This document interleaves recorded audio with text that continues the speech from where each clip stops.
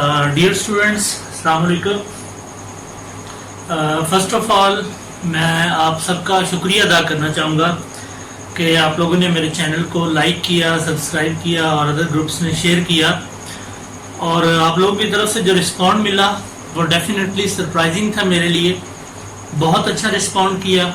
Similarly अगर आप इसी तरह मेरी वीडियोस को सब्सक्राइब करते रहेंगे और आगे शेयर भी करते रहेंगे तो मैं फर्दर टॉपिक्स पे इसी तरह वीडियो अपलोड्स करता रहूँगा। मेरे ये कोर्सेज जो हैं वो डिफरेंट फिजिक्स के कोर्सेज के कंटेंट्स को मैं डिस्कस करूँगा, जिनमें मोस्टली हमारी क्वांटम मैकेनिक्स है, क्लासिकल मैकेनिक्स है, इवन के मॉडर्न फिजिक्स है जिसको हम ऑलरेडी डिस्कस कर रहे हैं। तो आप अगर अदर किसी टॉपिक को चाहेंगे डिस्कस करना तो आप काइंडली मुझे कमेंट सेक्शन में बता देंगे और डेफिनेटली हम उसके ऊपर वीडियोस भी बनाएंगे जो आप कमेंट्स में जिस टॉपिक का या जिस कोर्स कंटेंट्स के बारे में आप कहेंगे उसकी आपको वीडियोस मिलती रहेंगी। तो उसके लिए मैं फिर आपसे रिक्वेस्ट करूंगा कि आप मेरे चैनल को लाइक करें, सब्सक्राइब करें और शेयर करते रहें। जैसा कि हमारा फर्स्ट लेक्चर हमने डिस्कस किया जिसमें हमने डिफरेंट एटॉमिक मॉडल्स को डिस्कस किया और मैंने ये बताया कि डिफरेंट साइंटिस्ट की क्या कॉन्ट्रीब्यूशंस रही हैं एटॉमिक स्ट्रक्चर को डिस्कस करने के लिए। तो उसमें सबसे पहले जिक्र हुआ डाल्टन्स थ्योरी का, देन हमने डिस्कस किया J Thomson atomic model and at the end we discussed Rutherford atomic model. तो at the end Rutherford atomic model या बाकी तमाम मॉडल्स को अगर मैं कंक्लूड करूं तो उससे हमें ये बात पता चलती है कि हर एटम के सेंटर में एक कॉम्प्लेक्स पार्ट होता है जिसे हम न्यूक्लियस बोलते हैं और उस न्यूक्लियस के गिर्द एक डिफरेंट प्लेसेस में इलेक्ट्रॉन्स जो है वो मौजूद होते हैं। न्यूक्लियस के ऊपर पॉजिटिव चार्ज होता है और इलेक्ट्रॉन्स के ऊपर नेगेटिव चार्ज होता है। तो ये एक ब्रीफ सा रिव्यू था जिसमें हमने एटॉमिक स्ट्रक्चर को डिस्कस किया। But today our topic is Bohr's atomic model. और नील बोहर एटॉमिक मॉडल जो है ये 1913 में बोहर ने डिस्कस किया और नील बोहर ने ये एटॉमिक मॉडल जो है on the classical physics and on the base of quantum physics जो है इसे प्रेजेंट किया। मैं थोड़ा सा ये भी डिफरेंशिएट करता जाऊं कि इससे पहले जितने भी मॉडल्स डिस्कस हुए बोहर एटॉमिक मॉडल से पहले वो सारे मॉडल्स जो हैं वो क्लासिकल बेस्ड थे, लेकिन ये मॉडल इसलिए ज्यादा जो है मॉडिफाइड मॉडल कहते हैं एटॉमिक स्ट्रक्चर को अप टू नाउ डिस्कस करने के लिए अप टू 1913। तो इसलिए कहते हैं क्योंकि ये बहुत क्लासिकल कॉन्सेप्ट्स और क्वांटम कॉन्सेप्ट की बेस पर इस मॉडल को रिप्रेजेंट किया गया। सो हम चलते हैं अपने इस टॉपिक की तरफ। नील बोहर एटॉमिक मॉडल जो 1913 में बोहर ने इसे प्रेजेंट किया। तो उसके लिए हम देखेंगे बोहर पोस्टुलेट्स के बारे में और सबसे पहले हम डिस्कस करेंगे पोस्टुलेट 1। देखिए dear students, according to Bohr's postulate 1 Bohr ने यह कहा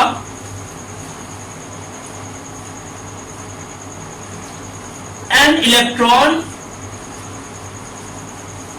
revolve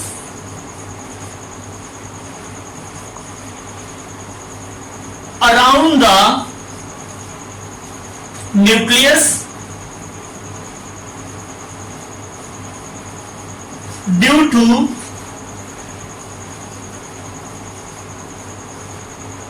Coulomb's force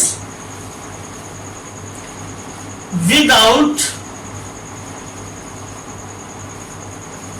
radiating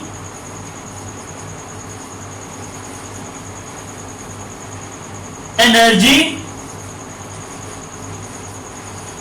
in discrete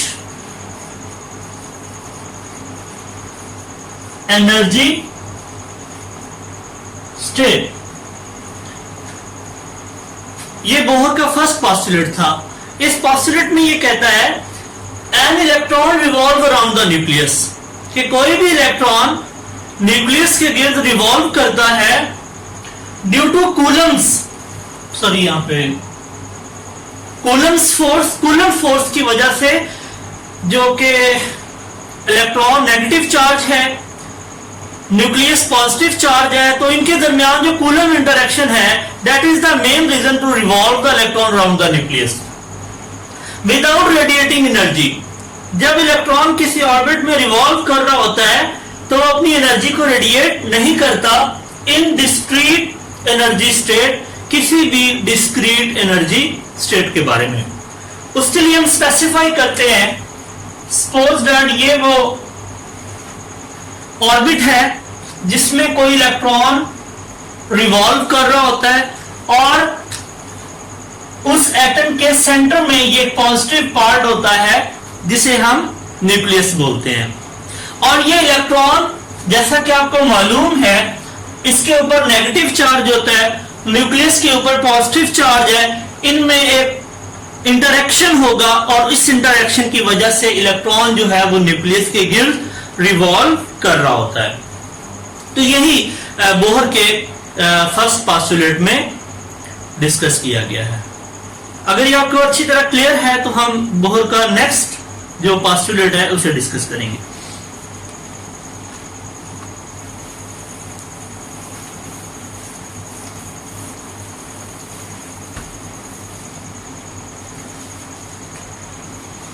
तो हम डिस्कस करेंगे बोहर पॉस्टुलेट 2। बोहर पॉस्टुलेट 2 में यह बताया गया है only those stationary states are allowed for which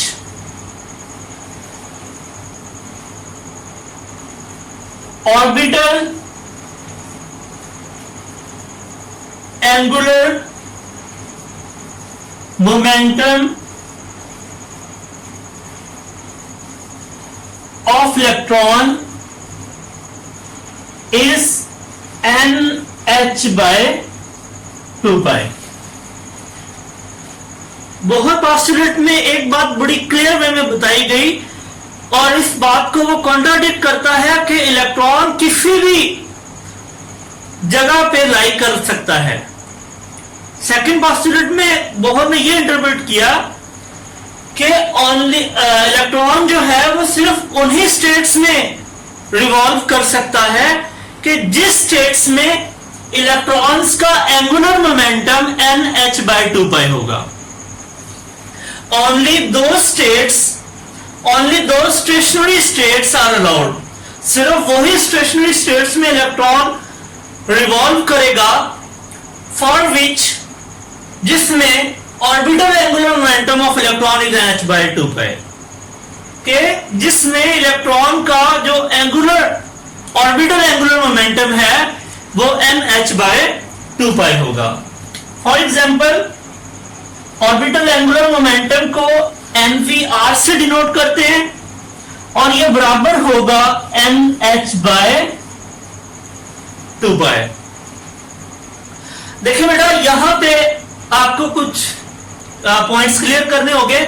यहां पर m जो है that is the mass of electron, v यहां पर इलेक्ट्रॉन की वेलोसिटी है और हम ये जानते हैं कि जब कोई भी बॉडी सर्कुलर पाथ में मूव कर रही होती है तो उसकी वेलोसिटी हमेशा टेंजेंट टू सर्कल होती है। तो ये इलेक्ट्रॉन की टेंजेंशियल वेलोसिटी है। Here r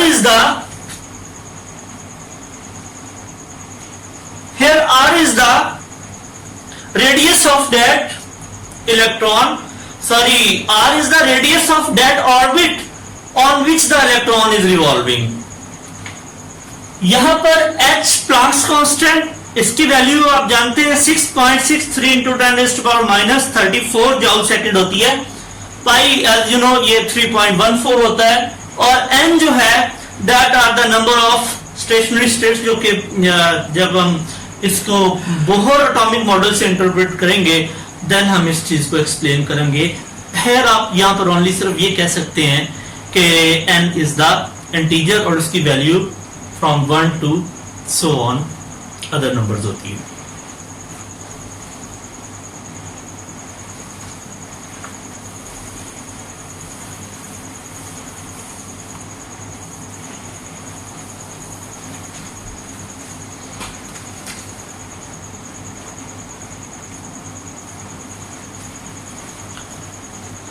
आई होप कि आपको दो पोस्टुलेट्स अच्छी तरह समझ आ गए होंगे। तो अब हम बोहर का थर्ड पोस्टुलेट डिस्कस करते हैं। थर्ड पोस्टुलेट में बोहर क्या कहता है?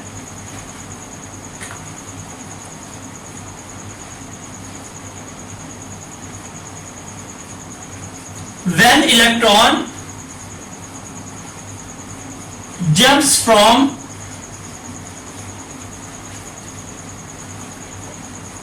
higher energy state to lower energy state, a photon of energy HF is emitted।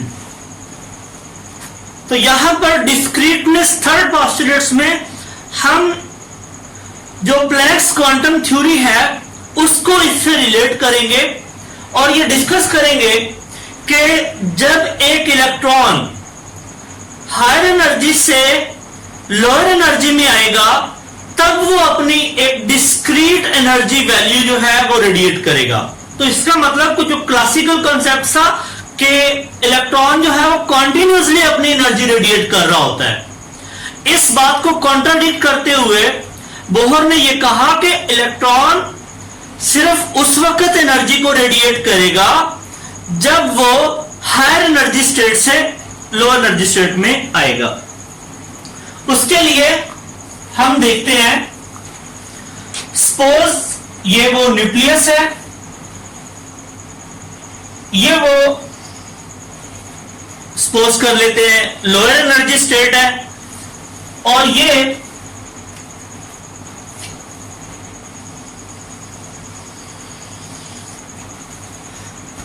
Higher energy state है। सपोज ये कर लेते हैं कि इलेक्ट्रॉन ये एन स्टेट में है, ये एन स्टेट जो मैंने ब्लैक सर्कल से शो किया है ये एन स्टेट है। सपोज कर लेते हैं एन, इसको हमने एन से रिप्रेजेंट किया है।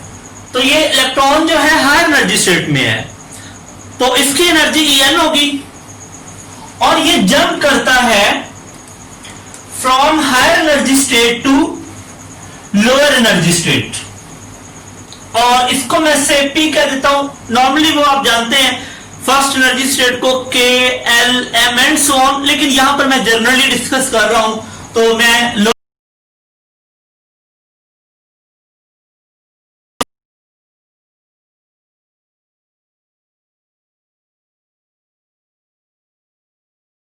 P एनर्जी स्टेट की एनर्जी EP होगी। En is greater than EP। तो हम कहते हैं कि जब एक इलेक्ट्रॉन हायर एनर्जी स्टेट से लोअर एनर्जी स्टेट में आएगा, when electron jump from higher energy state to lower energy state, तो क्या होगा? A photon of energy HF is emitted. तो ये इलेक्ट्रॉन जब हायर से लोअर में आ रहा है तो ये एक फोटोन एमिट करेगा और उस फोटोन की एनर्जी HF के इक्वल होगी। मैथमेटिकली हम इसे यूं लिख सकते हैं En minus EP equal to HF। तो ये एक्सप्रेशन हमें क्या बता रही है कि दो स्टेट्स का जो एनर्जी डिफरेंस है actually it is the energy of photon जिसे हमने HF से रिप्रेजेंट किया है। मैं एक दफा फिर इस बात को रिपीट कर देता हूं कि जब एक इलेक्ट्रॉन हायर एनर्जी स्टेट से लोअर एनर्जी स्टेट में आएगा तब वो अपनी एनर्जी रेडिएट करेगा, और ये एक प्योर क्वांटम मैकेनिकल कॉन्सेप्ट है जो कि बेस करता है प्लैंक्स क्वांटम थ्योरी पे। होपफुली आप इस बात को अंडरस्टैंड कर गए होंगे। तो हम बढ़ते हैं इससे आगे डी ब्रोगली इंटरप्रिटेशन की तरफ कि डी ब्रोगली ने किस तरह एक क्वांटम मैकेनिकल कॉन्सेप्ट को यूज किया और बोहर के एटॉमिक मॉडल को इंटरप्रेट किया।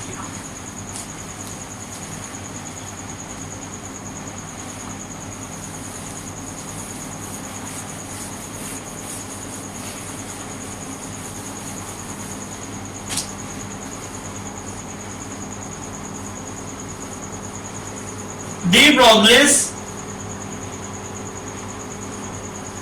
इंटरप्रिटेशन।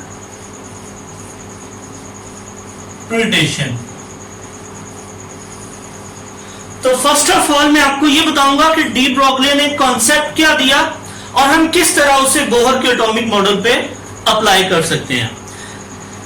देखिए बेटा, डी ब्रोगली ने यह कहा कि जब एक इलेक्ट्रॉन या कोई भी पार्टिकल एक स्पेसिफिक वेलोसिटी के साथ मूव कर रहा होता है तो उस पार्टिकल के साथ एक वेव भी एसोसिएट होती है।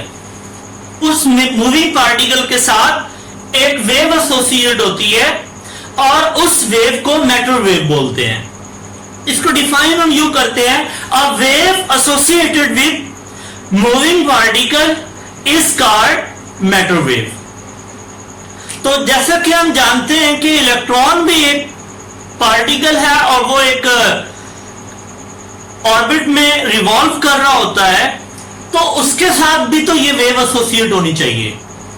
तो किस तरह वो वेव एसोसिएट होती है और वो किस तरह हमें हेल्पफुल साबित होती है उस इलेक्ट्रॉन या उस बोहर एटम को इंटरप्रेट करने के लिए। उसके लिए सपोज ये कर लेते हैं, ये हमारे पास एटम का सेंटर पार्ट है न्यूक्लियस, और उस न्यूक्लियस के गिर्द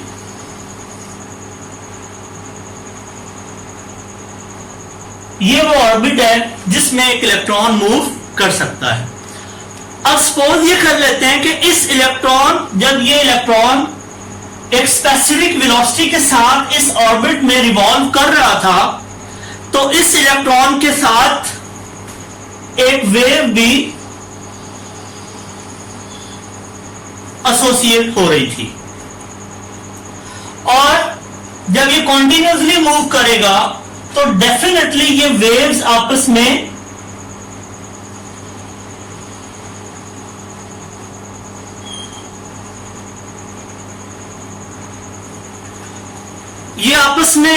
एक दूसरे के साथ एसोसिएट मिलके they will produce stationery waves. और जैसा कि आप जानते हैं कि स्टेशनरी वेव्स में नोड्स भी होते हैं और एंटी नोड्स भी होते हैं। तो यहां पर जब वो इलेक्ट्रॉन कॉन्टिन्यूसली मूव कर रहा था तो उनकी जो उसके साथ एसोसिएट होने वाली, उस इलेक्ट्रॉन के साथ एसोसिएट होने वाली जो वेव है, तो वो वेव्स आपस में मिलके स्टेशनरी वेव्स को जनरेट करेंगी, और उन स्टेशनरी वेव्स के में ये दो तरह के आपको पॉइंट्स नजर आ रहे होंगे।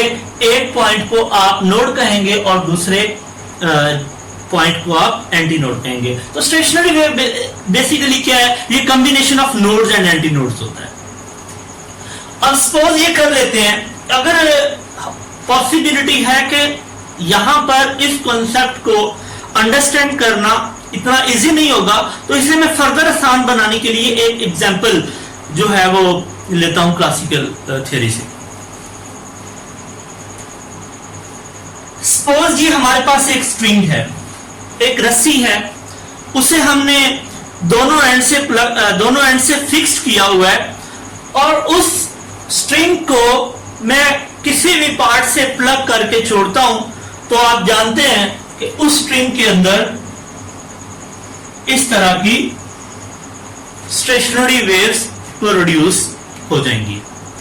अब सपोज ये कर लेते हैं कि उस स्ट्रिंग की लेंथ L थी और उस स्ट्रिंग में प्रोड्यूस होने वाले ये जो लूप्स हैं, number of loops of stationery waves वो n है और उन वेव्स की जो वेवलेंथ है वो लैम्डा है। तो हम कह सकते हैं कि यहां पर L किसके इक्वल है, that is equal to n lambda.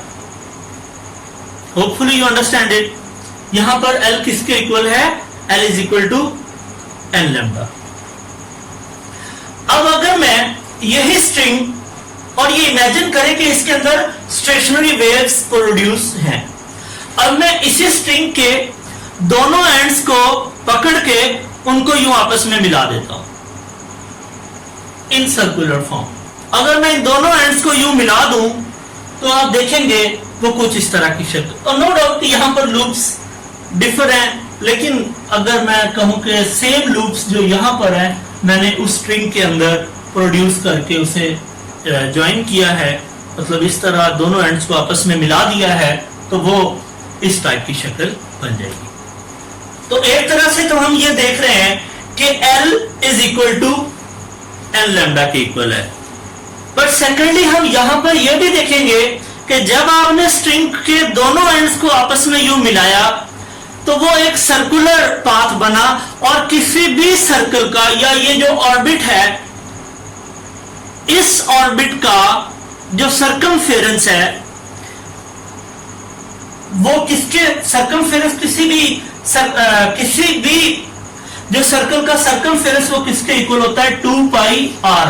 लेकिन जरा गौर करें ये सर्कल किस लेंथ का बना था, ये सर्कल बना था l लेंथ का। तो सर्कमफेरेंस जो है that will also be equal to l।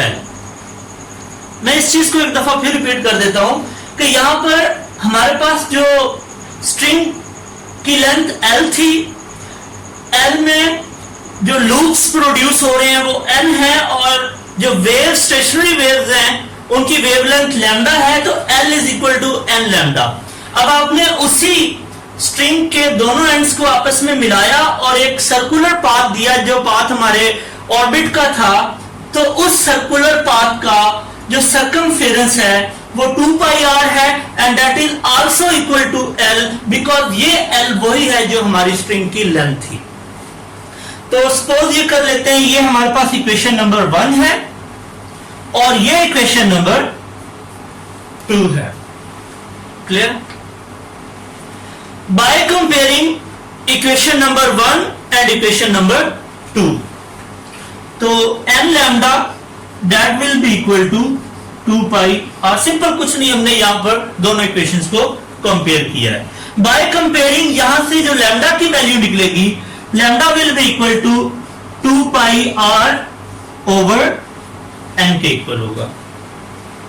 यहां पर जो लैम्डा की value 2 pi r over n, इसे हम इक्वेशन नंबर 3 के नाम से डिनोट करते हैं। अब डियर स्टूडेंट्स ये भी आप देखें, हम यहां पे interpretation D Broglie interpretation discuss कर रहे हैं, तो उसके लिए हम डी ब्रॉगले वेवलेंथ को इग्नोर नहीं कर सकते। तो डी ब्रॉगले ने वेव्स को डिस्क्राइब करने के लिए क्या फार्मूला दिया हम ये जानते हैं, lambda is equal to h by M V. यहां पर जो लैम्डा है ये de Broglie wavelength, h Planck's constant, m mass of that electron और wave, sorry electron, and v is the velocity of that electron.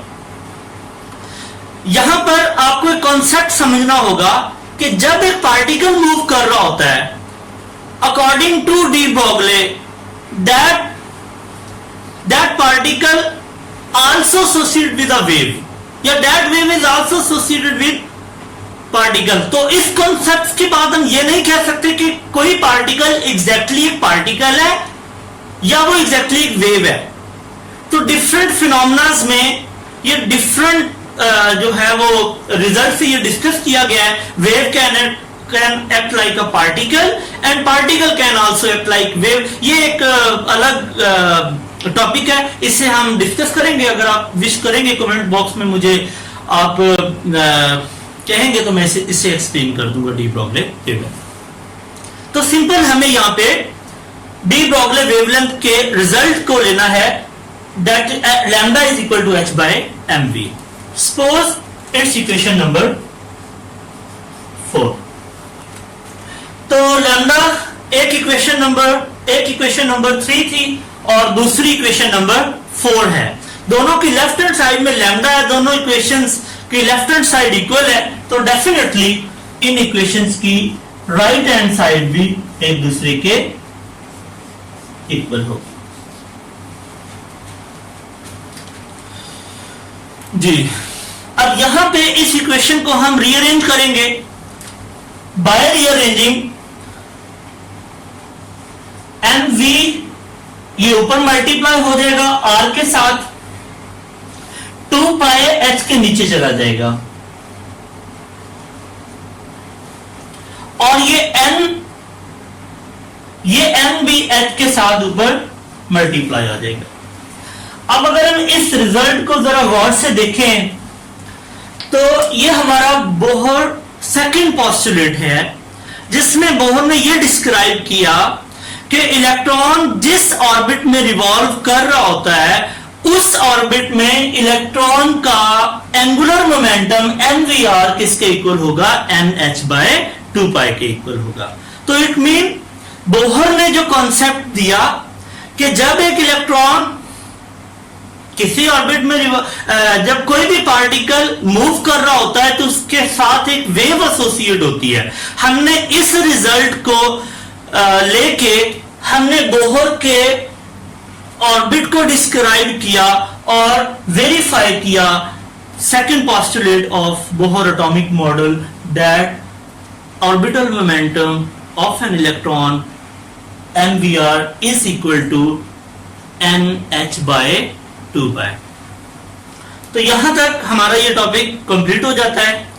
तो dear students, अगर इस topic में अगर आपको कोई क्वेश्चन पूछना हो तो आप मुझे कमेंट सेक्शन में पूछ सकते हैं। सेकेंडली, मैं आपको फिर आपसे एक रिक्वेस्ट करूंगा कि अगर आपको किसी स्पेसिफिक टॉपिक की वीडियो चाहिए या आप चाहते हैं कि किसी स्पेसिफिक टॉपिक को एक्सप्लेन किया जाए, आप मुझे कमेंट सेक्शन में बता सकते हैं। मैं उसकी वीडियो आपको अपने YouTube चैनल पे अपलोड कर दूंगा। लेकिन उसके लिए आपको मेरा YouTube चैनल जो है उसे सब्सक्राइब करना होगा, उसे शेयर करना होगा। तो आपकी एप्रिसिएशन से मैं वीडियोस बनाता रहूंगा ताकि आप तक एक इजी मेथोडोलॉजी के साथ डिफरेंट टॉपिक्स को डिस्कस किया जाए। And thank you so much.